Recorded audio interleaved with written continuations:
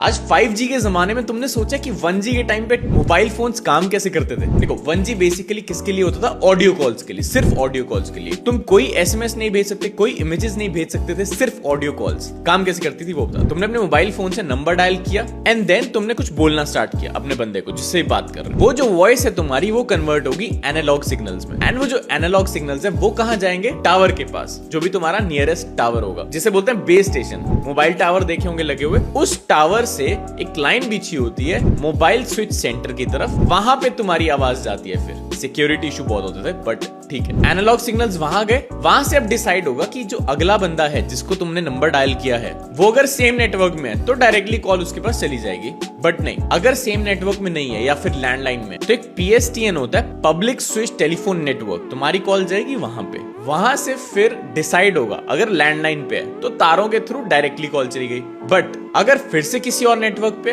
तो जाएगी उसके वाले MSC पे, मोबाइल स्विच सेंटर पे। अब वहां से अभी जो इतने सारे एनालॉग सिग्नल्स जा रहे हैं तो MSC से फिर से जाएगा तुम्हारे जिसको तुमने कॉल किया उसके टावर पे, एंड देन वहां से तुम्हारे बंदे के पास कॉल पहुंचेगी। कितनी प्रॉब्लम्स आती थी, अगर तुम थोड़ी पुरानी जनरेशन हो तुम्हें पता होगा कितनी नॉइस आती थी बात करने टाइम, वो सब होता था क्योंकि उस टाइम एनालॉग सिग्नल्स यूज होते थे, अभी यूज होते हैं digital signals and all set. तुमने वायरलेस चार्जर्स तो बहुत देखे होंगे, लेकिन कभी सोचा एक काम कैसे करते हैं? यूजुअली क्या होता है, एक पैड होता है उसके ऊपर तुम फोन रखते हो और चार्जिंग होनी स्टार्ट हो जाती है, राइट? और जो तुम्हारा फोन होता है उसके अंदर यहाँ बैटरी के पीछे ना एक रिसीवर कॉइल होती है। पुराने फोन्स में नहीं होती है, सिर्फ नए फोन्स में है ये। तो जैसे तुम अपने पैड को प्लग इन करते हो तो वो जो ट्रांसमीटर कॉइल होती है उसमें करंट दौड़ना शुरू करता है, जिसे बोलते हैं AC, ऑल्टरनेट करंट। तो उससे क्या होता है, एक मैग्नेटिक फील्ड बन जाती है अराउंड दैट कॉइल। अब जैसे तुम अपना फोन पास लेके आते हो उसके, तो करंट ट्रांसफर होना शुरू हो जाता है रिसीवर कॉइल के पास। अब बैटरी को चाहिए चार्ज होने के लिए DC, डायरेक्ट करंट, AC नहीं। तो उसके अंदर एक रेक्टिफायर सर्किट होता है फोन के अंदर, जो तुम्हारे उस AC को DC में कन्वर्ट करता है और बैटरी के अंदर डालता है करंट, और ऐसे काम करता है फिर तुम्हारा वायरलेस चार्जर